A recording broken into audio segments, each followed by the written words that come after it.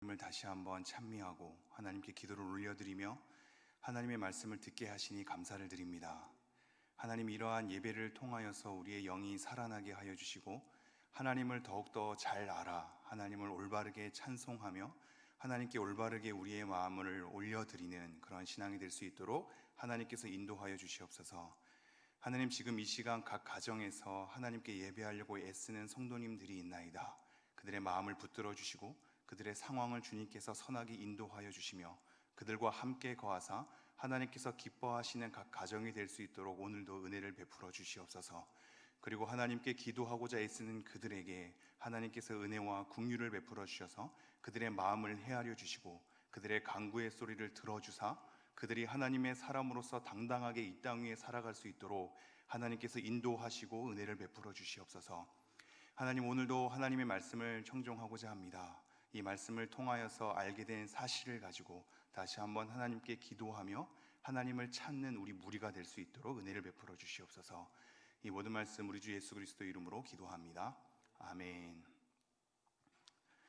네, 함께 말씀 보도록 하겠습니다. 오늘 말씀은 창세기 32장 11절 12절 말씀입니다. 창세기 32장 11절 12절 말씀입니다. 제가 봉독해 드리도록 하겠습니다. 창세기 32장 11절 12절 읽겠습니다. 내가 주께 간구하오니 내 형의 손에서 에서의 손에서 나를 건져내시옵소서. 내가 그를 두려워함은 그가 와서 나와 내 처자들을 칠까 겁이 나기 때문이니이다.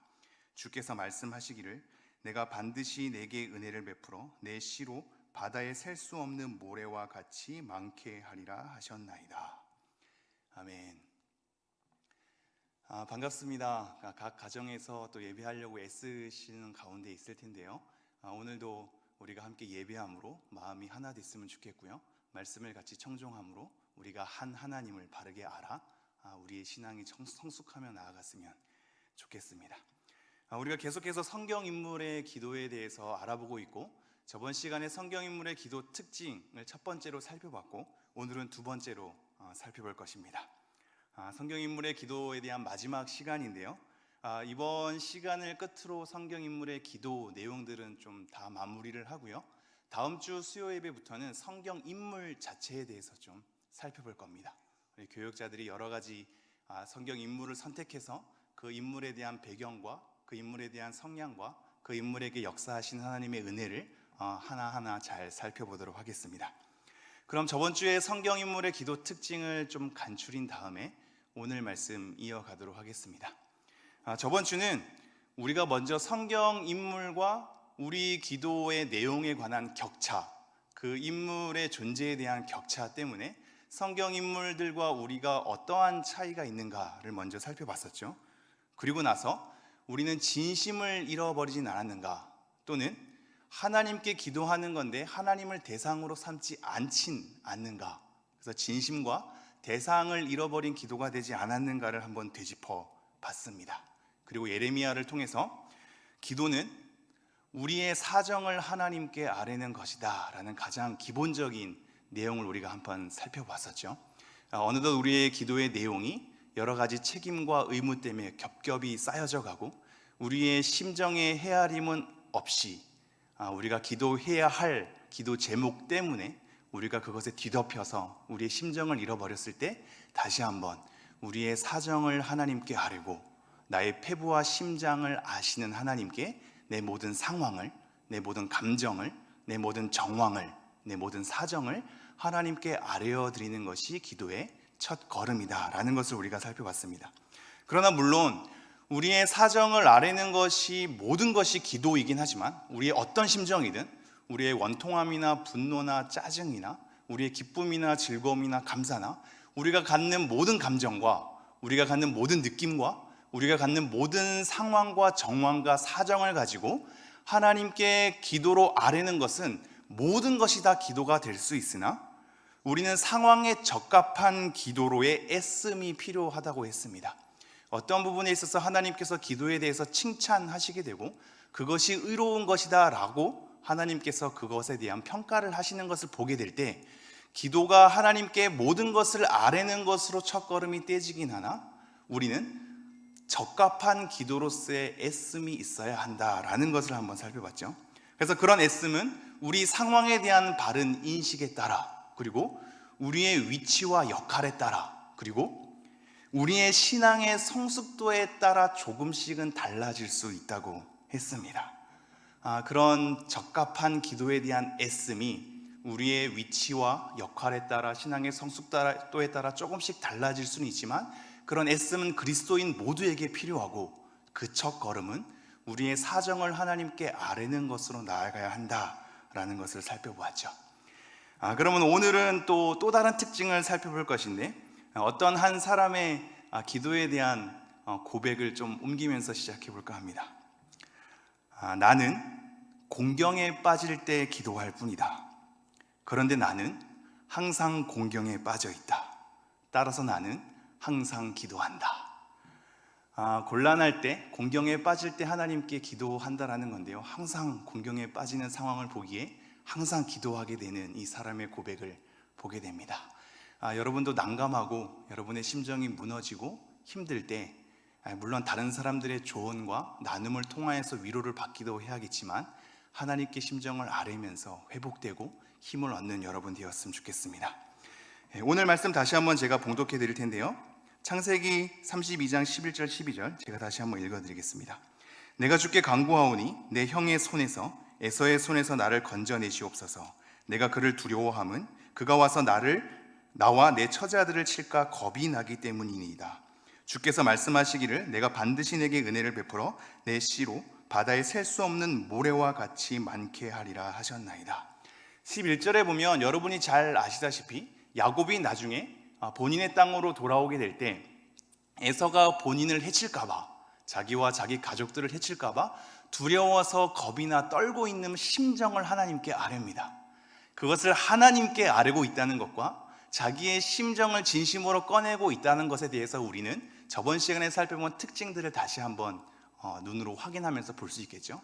그런데 오늘은 또 다른 특징으로 나아가고자 하는데요, 그게 바로 12절입니다. 제가 다시 한번 12절 말씀 읽겠습니다. 주께서 말씀하시기를 내가 반드시 내게 은혜를 베풀어 내 씨로 바다에 셀 수 없는 모래와 같이 많게 하리라 하셨나이다.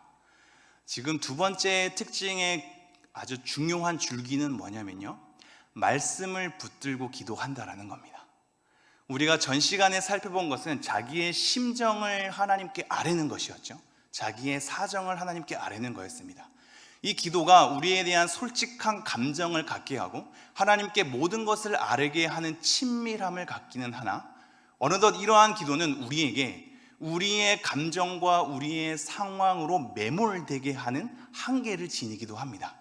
내가 가진 느낌이 중요해서 다른 것은 중요하지 않고, 내가 가진 상황이 중요해서 다른 상황에는 마음이 쓰여지지 않는, 그래서 내 감정과 내 상황과 내 정황만으로 하나님께 나아가고자 하니 내 삶만 중요해지고 내 삶에 대한 감정만 하나님께 아뢰게 되어 나에 대한 삶으로 매몰되는 그런 기도의 한계를 우리가 보게 되거든요. 이것은 기도의 첫걸음으로서 너무나 중요하다고 말씀드렸지만 우리는 이 첫걸음에 머물러서는 안 되겠습니다. 오늘 보는 두 번째 특징이 그 중에 중요한 점 중에 하나인데요, 바로 말씀을 가지고 기도한다는 겁니다. 하나님께서 우리에게 어떻게 말씀하셨는가에 대한 하나님의 말씀을 가지고 기도의 내용을 삼는 겁니다. 자기의 상황을 하나님께 아뢰되 하나님께서 이런 우리에게 어떤 말씀을 하셨는가, 나에게 어떠한 약속을 하나님께서 허락하셨으며 하나님께서 어떠한 일을 이루어내길 원하시는가, 하나님의 뜻은 무엇이며 우리에게 말씀하고자 하시는 내용은 무엇인가 라는 이 말씀에 대한 내용을 붙들고 그 말씀의 내용에 따라 간구하거든요. 야곱이 지금 그러고 있습니다. 제가 다시 한번 읽어볼까요? 12절, 주께서 말씀하시기를 내가 반드시 내게 은혜를 베풀어 내 씨로 바다에 셀 수 없는 모래와 같이 많게 하리라 하셨나이다. 하나님께서 말씀하셨다 이겁니다. 나에게 하나님께서 이렇게 예전에 말씀하시지 않았습니까? 하나님, 저는 지금 제 형이 두려운데 그 형이 나와 내 처자식들을 다 해칠까 봐 너무 겁이 납니다 라는 자기의 상황을 아뢰되 이 상황을 어떤 거에 의지하며 나아가냐면 하나님 말씀입니다. 하나님, 제가 이렇게 하나님께 간구하는 이유는 하나님께서 전에 저에게 이러한 말씀으로 약속했기 때문입니다. 저에게 내 씨가 엄청나게 많을 것이라는 약속, 돌아오게 하실 것이란 약속, 이 약속을 하나님께서 저에게 말씀하지 않으셨습니까?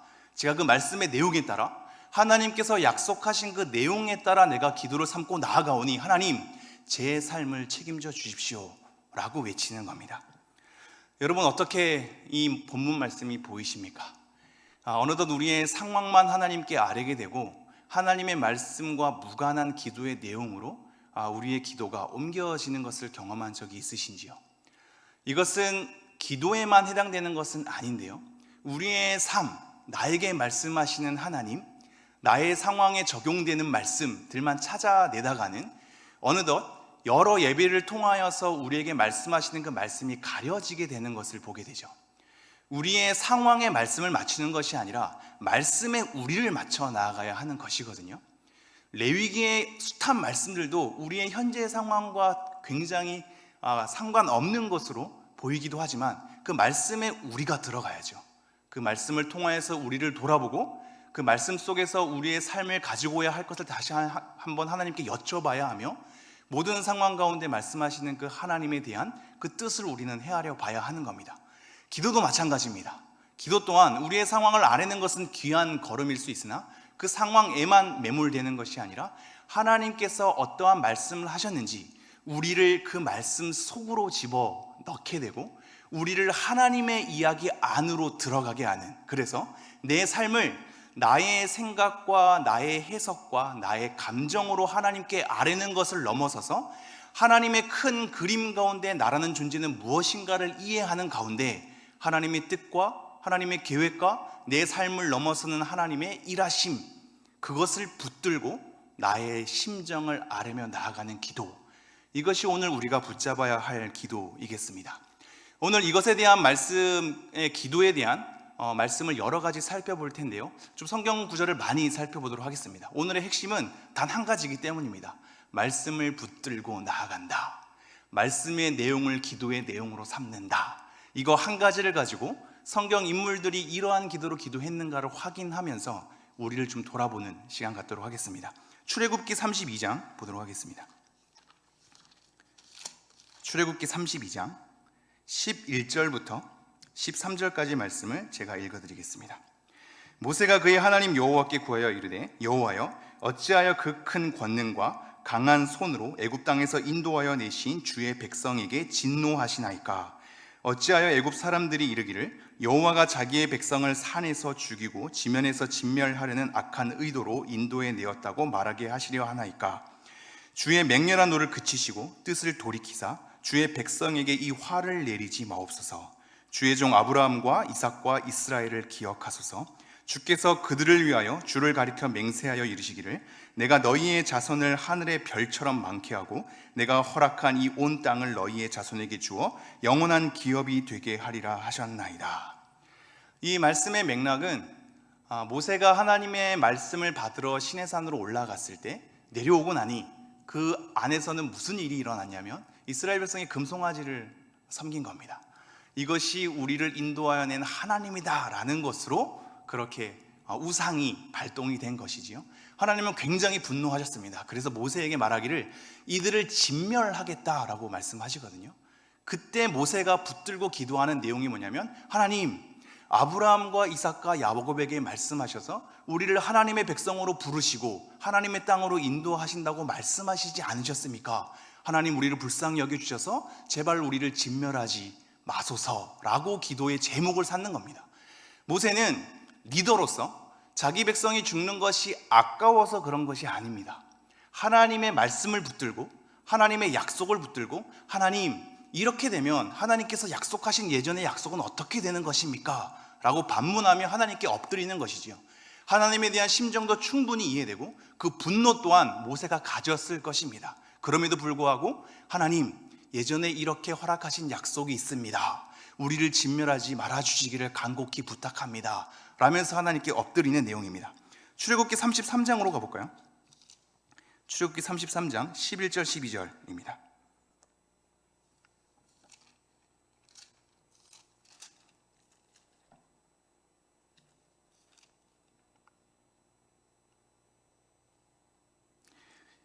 12절 13절을 제가 읽도록 하겠습니다. 12절 13절.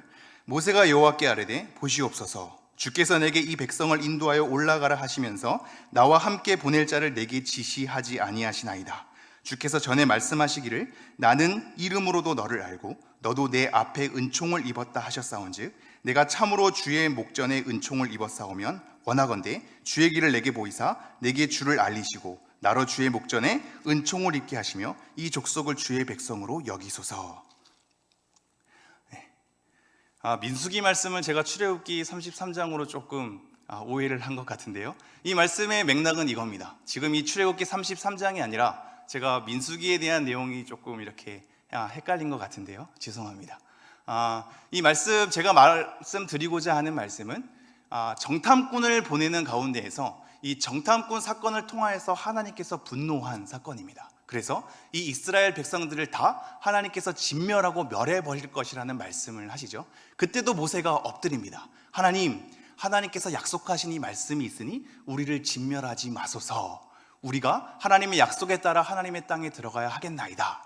그래서 하나님은 그 사건을 통해서 그 세대 사람들은 이스라엘 가나안 땅에 들어가지 못하고 그 후대 사람들이 들어가는 것으로 하나님의 뜻을 이루어 가시는 계획을 모세에게 비춰주는 내용입니다. 우리 민수기 말씀 볼까요? 사무엘하 보겠습니다. 사무엘하 7장입니다. 사무엘하 7장 18절 말씀 제가 한번 읽어드리겠습니다. 다윗 왕이 여호와 앞에 들어가 앉아서 이르되 주 여호와여 나는 누구이오며 내 집은 무엇이기에 나를 여기까지 이르게 하셨나이까. 이것은 다윗의 기도인데요. 다윗이 하나님께서 성전을 짓고자 하죠. 그러나 그러한 간구는 하나님께서 거절하십니다. 내 후대 솔로몬을 통하여서 성전을 짓게 하리라는 하나님의 응답이 이루어지죠. 그러나 하나님의 응답은 이곳으로 그치는 것이 아니라 다윗의 집이 영원토록 번성할 것이라는 약속을 합니다. 그래서 7장 16절에 보면 이렇게 나와 있는데요. 내 집과 내 나라가 내 앞에서 영원히 보존되고 내 왕위가 영원히 경고하리라 하셨다 하라. 다윗의 집과 다윗의 나라가 경고할 것이란 약속을 하죠. 이 약속 앞에 다윗이 엎드리는 겁니다. 하나님 도대체 제가 뭐라고? 하나님 도대체 제 집이 뭐라고? 이렇게 하나님께서 저의 집을 번성케 하고 내 나라를 경고케 하시나이까? 하나님 저는 아무것도 아닌데 하나님께서 이렇게 약속하시는 은혜 때문에 저는 어찌할 바를 모르겠습니다 라고 하나님께 엎드리는 겁니다. 그러면서 이렇게 이어지죠. 21절입니다. 주의 말씀으로 말미암아 주의 뜻대로 이 모든 큰 일을 행하사 주의 종에게 알게 하셨나이다. 하나님께서 그렇게 말씀하셨으니 하나님의 말씀대로 하나님의 뜻대로 이 모든 큰 일을 행하시옵소서. 내가 그러한 하나님의 일을 이제 알게 되었나이다 라고 고백하는 거죠. 이어서 25절부터 29절 제가 한번 읽어드리죠. 25절부터 29절입니다. 여호와 하나님이여 이제 주의 종과 종의 집에 대하여 말씀하신 것을 영원히 세우시며 말씀하신 대로 행하사. 계속 눈에 들어오시죠.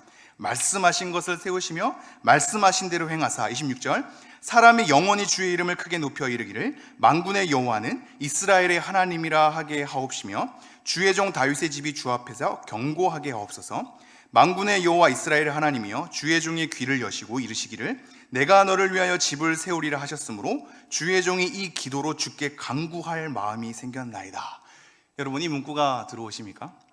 27절 하반절인데요. 내가 너를 위하여 집을 세우리라 하셨으므로 주의 종이 이 기도로 주께 간구할 마음이 생겼나이다. 하나님께서 이렇게 저에게 말씀하셨으니 제가 이 말씀을 붙들어서 이것에 대한 기도로 주께 간구할 마음이 생겼나이다 라고 얘기를 하는 겁니다.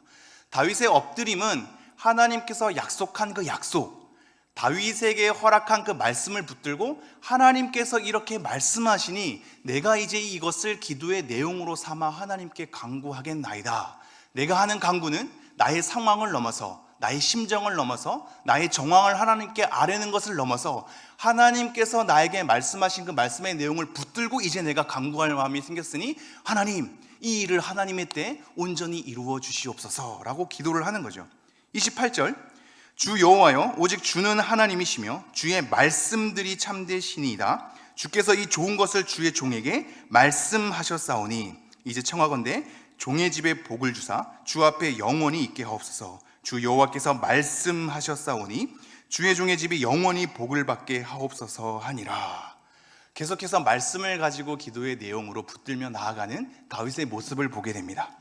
이것은 다윗에서만 끝나지 않습니다. 역대하 6장으로 가면 솔로몬이 성전을 짓고 나서 기도하는 내용인 거거든요. 이 기도의 내용은 많아서 제가 간추려서 여러분에게 알려드리면 이런 문구가 있습니다. 이제 다윗을 위하여 허락하신 말씀을 지키시옵소서. 솔로몬이 성전을 짓고 나서 하나님, 다윗에게 이러한 말씀을 하신 거 하나님 기억하시지요? 하나님의 말씀을 이제 하나님께서 지켜주시옵소서 라고 기도하는 거죠. 그리고 또 이렇게 얘기합니다. 주의 종 다윗에게 베푸신 은총을 기억하옵소서. 이제 솔로몬이 자기 아버지 때 하나님께서 베풀어 주신 기가 막힌 은혜를, 그 은총을 기억하사 우리 때에도 하나님의 뜻 가운데 하나님의 은총을 베풀어 주셔서 하나님을 위하여 지은 이 성전 가운데 향하여서 기도할 때 하나님께서 그 기도를 들으시기를 간곡히 부탁드리며 이스라엘 백성들이 범죄할 때마다 기도함으로 나아갈 때 용서함을 베푸사 은총을 베푸시기를 원하나이다 라고 하나님께 기도하는 거죠. 그리고 나서 이런 말씀도 나옵니다. 그 종 모세를 통하여 물은 말씀하신 그 모든 좋은 약속이 하나도 이루어지지 아니함이 없도다 라면서 하나님을 찬송하는 기도의 제목이 나옵니다. 모세에게 말씀하신 그 내용이 이제 와서 돌아보니 하나도 하나님께서 이루지 아니한 것이 없도다, 즉 모든 것을 이루었도다 라고 얘기하는 것을 보게 되는 거죠. 사실상 우리는 신약의 성경을 보게 될 때 구약에서 약속한 하나님의 말씀이 어떻게 응하는지를 보게 되고, 그래서 요한계시록에서 우리에게 말씀하시는 하나님의 계시가 어떻게 응할 것인지를 기대하게 하는 마음으로 우리를 인도하고 안내하죠. 모세에게 말씀했던 모든 내용이 이제 이루어졌음을 솔로몬이 목격하고, 하나님, 그러므로 내가 신뢰합니다. 다윗에게 말씀하신 그 말씀의 내용을 우리 때에 이루어 주시고 우리 후대 때에도, 이스라엘 백성이 범죄했을 때에도 성전을 향하여 하나님께 기도할 때 하나님 은총을 베푸사 하나님의 뜻을 온전히 이루어 주시옵소서. 하나님께서는 그렇게 말씀하셨나이다 라고 기도를 하는 겁니다. 느헤미야에서도 9장에 보면 하나님에 대한 찬미 기록이 나오거든요. 하나님은 여호와이심을, 모든 것을 지으시고 모든 것을 보존하시기에 경배받기에 합당하신 분이심을 고백하면서 긍휼의 하나님에 대해서 간곡히 하나님께 그 찬미를 드립니다. 아브라함과 이삭과 야곱을 통해서 이렇게 약속을 이루어 주신 하나님께서 우리를 출애굽해 주셨지만 우리는 광야 가운데서도 범죄했고, 그러한 범죄 가운데서도 모세가 엎드렸을 때 하나님께서 우리에게 기회를 주셔서 가나안 땅에 들어가게 하셨고, 그러나 그런 은혜를 망각하고 하나님께 반역해서 우리가 죄를 저했을 때에도 우리를 버리지 아니하시고 긍휼의 하나님께서 그 뜻을 계속 이루어 가시는 것을 우리가 보았나이다. 그리고 하나님, 우리가 여러 나라 가운데 하나님의 약속이 이루어지는 것을 보았음에도 불구하고 하나님의 말씀을 배신하고 거역하며 우상을 일삼는 우리의 죄악 때문에 우리가 포로로 잡혀가는 우리의 결과를 우리가 목도하나이다. 그러나 하나님, 버리시지 아니하시고 긍휼을 베푸신 하나님께서 우리의 죄악 때문에 포로로 잡혀갔지만 이러한 상황 가운데서도 긍휼의 하나님이 우리를 버리지 않으사 우리를 하나님의 땅으로 인도하여 주옵소서라고 기도하는 게 느헤미야 9장에 대한 내용입니다. 그러면서 느헤미야 9장 32절부터 38절 말씀, 제가 32절과 38절 말씀만 읽어드리죠. 느헤미야 9장 32절과 38절 말씀입니다. 우리 하나님이여 광대하시고 능하시고 두려우시며 언약과 인자하심을 지키시는 하나님이여. 눈에 들어오시죠? 광대하시고 능하시며 두려우시며 언약과 인자하심을 지키시는 하나님이여. 38절 가볼까요? 38절. 우리가 이 모든 일로 말미암아 이제 견고한 언약을 세워 기록하고 우리의 방백들과 레위 사람들과 제사장들이 다 임봉하나이다 하였느니라. 자기의 제사장의 이름을 기록하는 것, 하나님께 개혁을 외치면서 개혁된 사람들의 이름을 하나님 앞에 임봉하는 것, 이것은 긍휼의 하나님을 기대함으로 하나님께서 하나님의 말씀에 따라 우리의 백성의 죄악에도 불구하고 하나님의 뜻을 계속적으로 이루어내사 이스라엘 백성이 영원히 망하지 않도록, 버림받지 않도록 하나님의 백성을 일구어내시는 그 하나님의 신실함 앞에 이제 우리가 개혁된 이 이름으로 하나님 앞에 견고한 언약을 세워 나가겠나이다 라면서 기도하는 내용이 느헤미야서 9장입니다. 우리 이사야 25장 말씀도 볼까요? 이사야 25장 1절 말씀입니다. 제가 한번 읽어드리겠습니다. 여호와여, 주는 나의 하나님이시라. 내가 주를 높이고 주의 이름을 찬송하오리니 주는 기사를 옛적에 정하신 뜻대로 성실함과 진실함으로 행하셨음이라. 이것 또한 이사야의 기도의 시작인 거거든요. 찬송으로 하나님께 기도하는 내용이죠. 이 기도의 내용은 하나님께서 얼마나 높으신 분인지, 찬양받기 합당하신 분인지를 어떠한 것을 확인하냐면요, 옛적 기사를 통하여서, 옛적 하나님의 일하시는 그 일하심을 통하여서 하나님께서는 정하신 뜻대로 하나님의 신실함을 끝없이 나타내셨나이다. 그러므로 내가 하나님을 찬미하며 하나님께 기도하나이다 라는 것으로 가는 겁니다. 여러분이 하나님을 찬미하는 기도를 여러분의 상황만으로 하나님께 기도하러 나아간다면 하나님을 향한 찬미 기도가 굉장히 희박할 겁니다. 우리 삶 속에서 어떻게 일하시는지 확인할 수 없고, 우리 삶 속에서 하나님께서 어떻게 응답하시는지도 우리가 잘 확인이 안 되며, 나를 위해서 신실하게 일하신 하나님의 일하심이 눈에 잘 목도가 안 되기 때문에 하나님을 찬미하는 기도로 시작되는 것이 너무나 어렵지요. 그러므로 우리는 어떻게 가야 하냐면, 옛적 기사를 확인하면서 이사야가 하나님께 기도했던 것처럼 우리 또한 말씀에 대한 확인을 통하여 하나님의 높으심을 찬미해야 하는 겁니다. 우리에 대한 삶의 간증만으로는, 우리의 삶의 경험만으로는, 그 경험 속에서 느끼는 하나님에 대한 감정만으로는 하나님을 찬미하는 기도의 내용으로 가기가 굉장히 어렵기 때문이죠. 하나님의 말씀 속에서 하나님께서 어떻게 일하셨는지에 대한 내용과 그 기사를 우리가 읽어가면서 하나님은 과연 신실하게 약속을 지키신 분이며 우리에게 하나님께서 허락하신 그 말씀을 계속 이루어 가시는 분임을 우리가 신뢰함으로 하나님을 찬미하는 기도로 올려 나아가야 하는 것입니다. 미가서 7장으로 가볼까요? 말씀 몇 구절을 좀 더 찾아볼 건데요, 미가서 7장입니다. 성경 인물들이 계속 이러한 기도로 나아간다는 것을 여러분이 확인하셨으면 좋겠습니다. 미가서 7장 19절 20절입니다. 제가 한번 읽어드리죠. 다시 우리를 불쌍히 여기셔서 우리의 죄악을 발로 밟으시고 우리의 모든 죄를 깊은 바다에 던지시리이다. 주께서 옛적에 우리 조상들에게 맹세하신 대로 야곱에게 성실을 베푸시며 아브라함에게 인애를 더하시리이다. 미가가 마지막으로 찬미하면서 하나님께 기도하는 이 기도의 내용인데요, 하나님께서 옛적에 아브라함과 이삭과 야곱을 통하여서 인애를 베푸시며 성실히 일하신 그 하나님의 일하심을 우리가 기억하오니 앞으로도 하나님의 성실하심은 이 말씀의 일하심에 따라 우리에게 계속 펼쳐질 것을 내가 신뢰하나이다. 우리에게 그런 은혜를 베풀어 주십시오. 우리에게 그런 은혜와 성실을 베풀어 주시옵소서 라고 기도하는 대목입니다. 예레미야서로 가볼까요? 예레미야서 14장 21절 제가 한번 읽어드리도록 하겠습니다. 주의 이름을 위하여 우리를 미워하지 마옵소서. 주의 영광의 보좌를 욕되게 마옵소서. 주께서 우리와 세우신 언약을 기억하시고 패하지 마옵소서. 하나님 앞에 엎드리게 될 때 우리의 죄에 대한 신음, 하나님 앞에 너무나 부끄러운 우리에 대한 심정의 아렘, 엎드림이 있어야 하지만 결국 얘기하는 것은 하나님의 세우신 언약을 기억하시옵소서. 저의 부족함도 알고 우리 백성의 죄악도 아나 하나님 다시 한번 은혜를 베풀어 주셔서 하나님의 인애와 성실함을 우리에게 비춰 주시옵소서. 하나님의 언약을 기억하사 우리를 멸망시키지 마시고 버리지 마옵소서 라고 엎드리는 겁니다. 우리 예레미야 12장 1절 말씀으로 가볼까요? 이건 내용이 조금 전환되는데요, 12장 1절 제가 한번 읽어드리겠습니다. 여호와여, 내가 주와 변론할 때에는 주께서 의로우시니이다. 그러나 내가 주께 질문하옵나니 악한 자의 길이 형통하며 반역한 자가 다 평안함은 무슨 까닭이니까.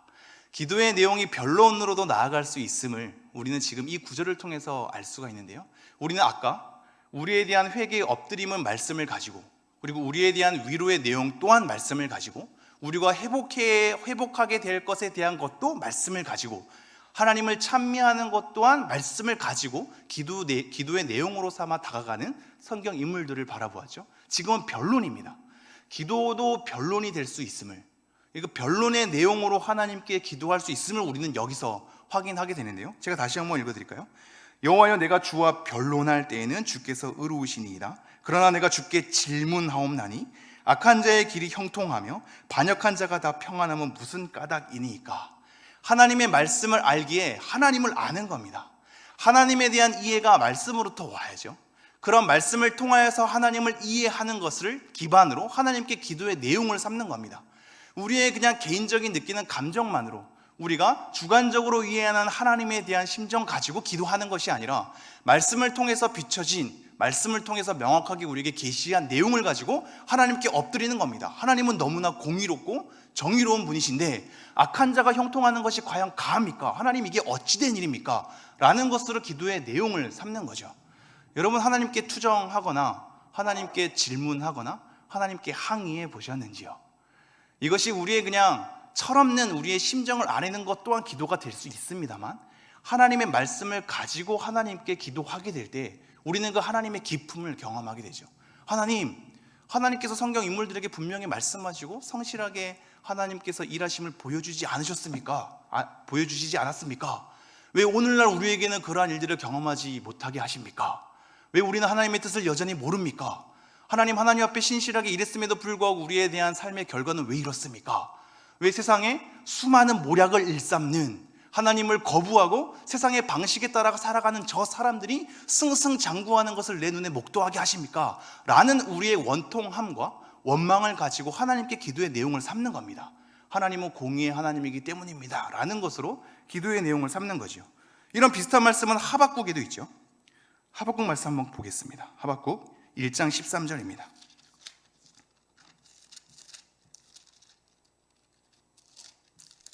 하박국 1장 13절 제가 읽어드리도록 하겠습니다.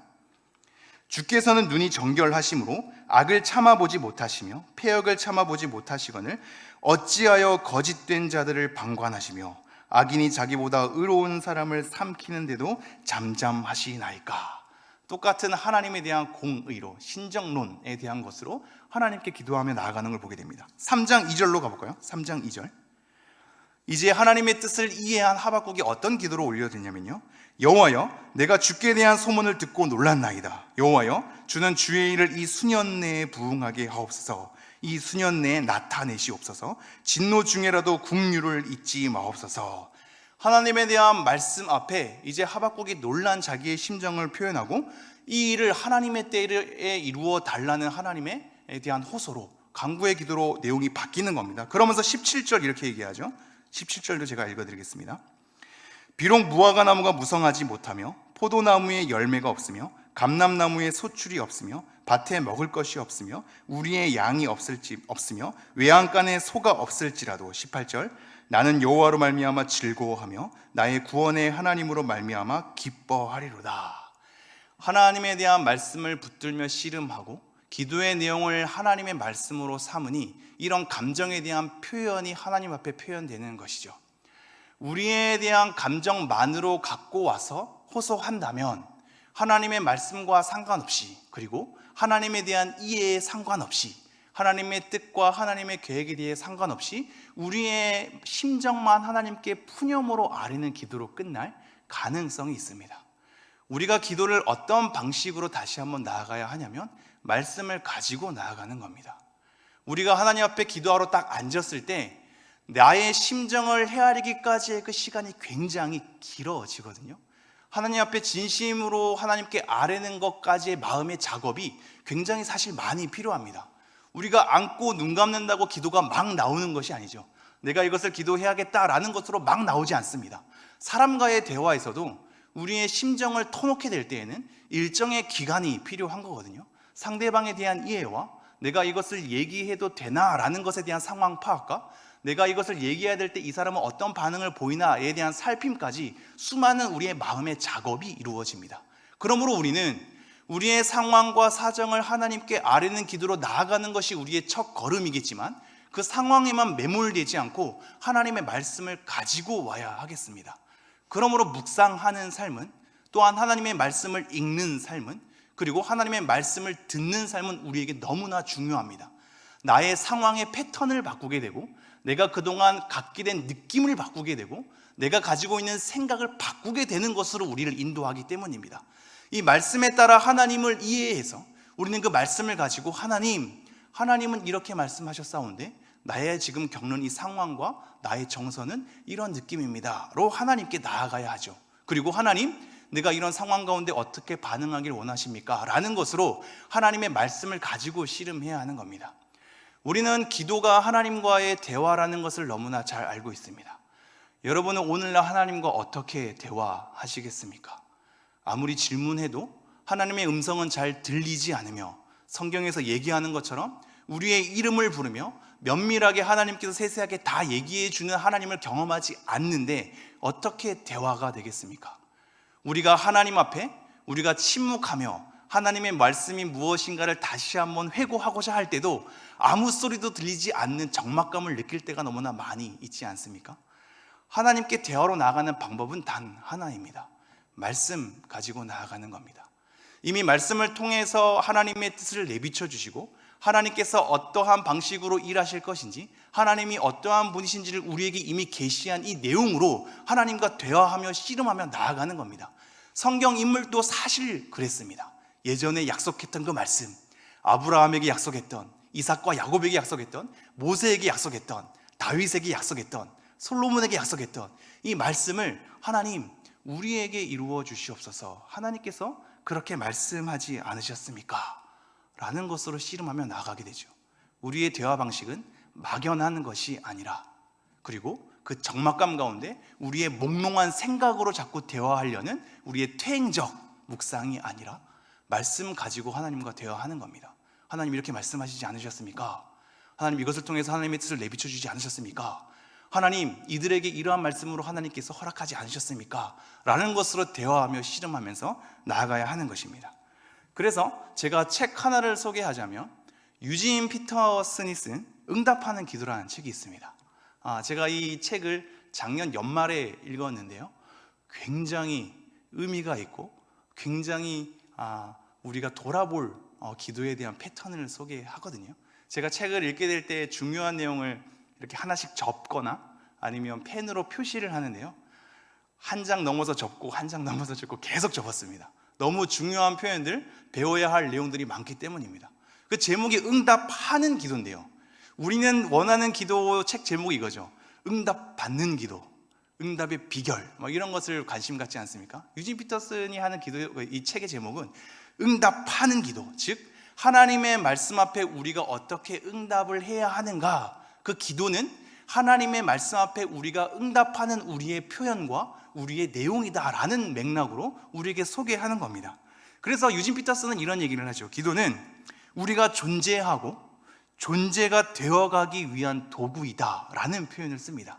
우리가 존재하고 존재가 되어가기 위한 도구이다 라는 표현을 씁니다. 이 표현이 의미하는 바가 뭘까요?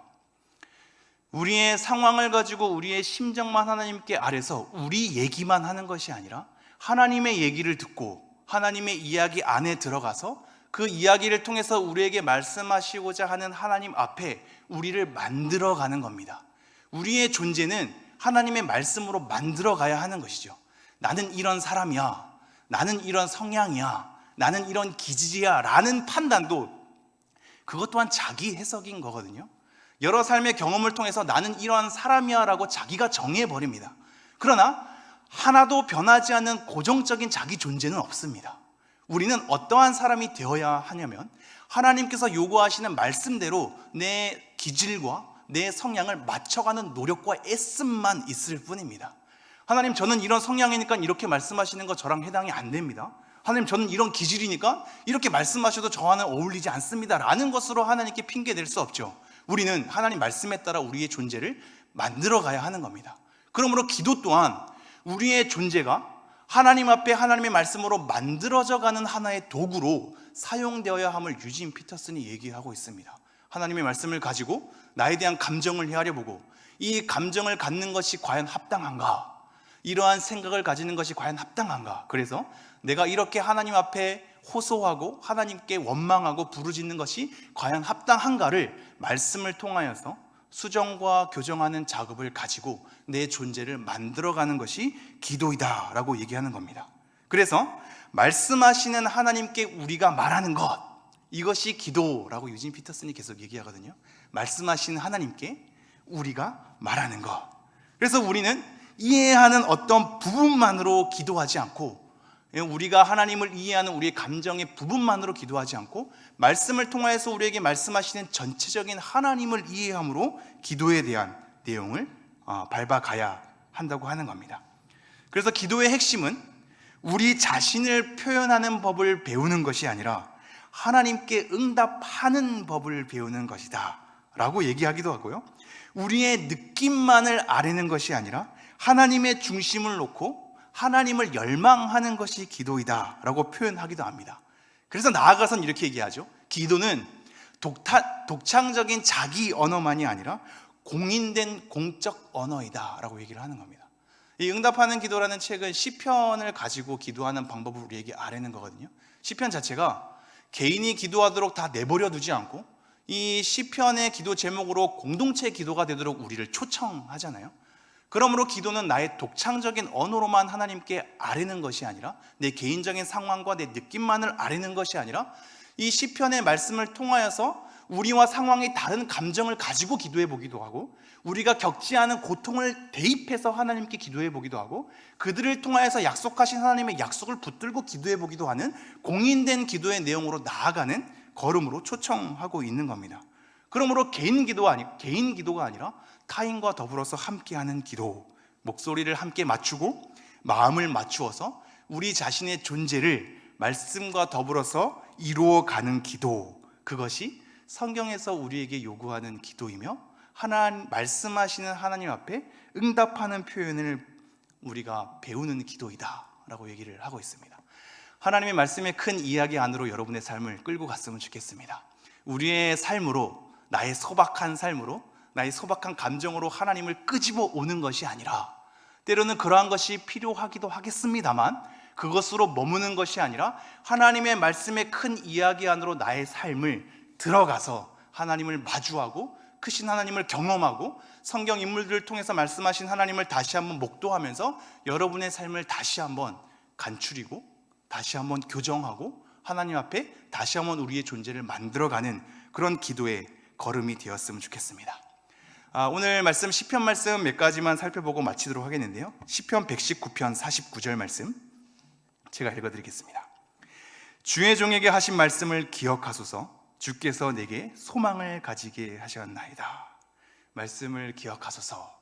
그 말씀을 통하여서 소망을 가지는 나를 얘기하고 있고요, 시편 25장 4절에서 6절 제가 읽어드리지요. 여호와여, 주의 도를 내게 보이시고 주의 길을 내게 가르치소서. 주의 진리로 나를 지도하시고 교훈하소서. 주는 내 구원의 하나님이시니 내가 종일 주를 기다리나이다. 여호와여, 주의 국률하심과 인자하심이 영원부터 있었사오니 주여 이것들을 기억하옵소서. 하나님의 말씀에 대한 신뢰, 그 말씀에 대한 기억, 하나님께서 약속하신 내용, 우리에게 계시하신 뜻, 그 모든 것을 기도의 내용으로 삼아 호소하며 나의 존재를 만들어가고 하나님의 큰 이야기 안에 나의 삶의 이야기를 끄집어서 들어가서 하나님을 마주하는 것, 하나님의 약속을 기도의 내용으로 삼는 것, 그것이 오늘 우리가 다시 한번 확인해야 될 기도의 걸음이겠습니다. 마지막으로 사도행전 27장 25절 바울의 고백인데요, 맥락과 상관없이 이 말씀 구절을 읽어드리죠. 그러므로 여러분이여 안심하라. 나는 내게 말씀하신 그대로 되리라고 하나님을 믿노라. 하나님께서 말씀하신 그 말씀을 믿음으로 고백하는 바울의 선언을 우리가 보게 됩니다. 여러분 오늘 말씀을 어떻게 받아들이시는지요? 우리는 지금 오늘 하나님 말씀을 가지고 기도하는, 하나님 말씀에 따라서 기도하는, 하나님 말씀으로 우리가 응답하는 표현을 배울 것에 대해서 단 한 가지 특징을 살펴본 겁니다. 이러한 말씀을 가지고 기도할 때 우리는 때로는 회개가 나오기도 하고, 때로는 하나님에 대한 찬미가 나오기도 하고, 때로는 변론으로 하나님께 우구심을 품기도 하고, 때로는 그 말씀의 약속에 따라 우리는 간구의 기도의 내용을 삼기도 할 수 있는 겁니다. 여러분의 상황과 사정을 아뢰되 그것으로만 갇히지 않고 하나님의 말씀으로 들어가서 하나님을 충분히 이해하고 그 약속에 따라 기도로 엎드리는 여러분 되기를 간절히 소망해 봅니다. 우리 찬양 한 곡 함께 하시면서 기도의 자리로 나아갔으면 좋겠습니다. 주님 말씀하시면 찬양하겠습니다.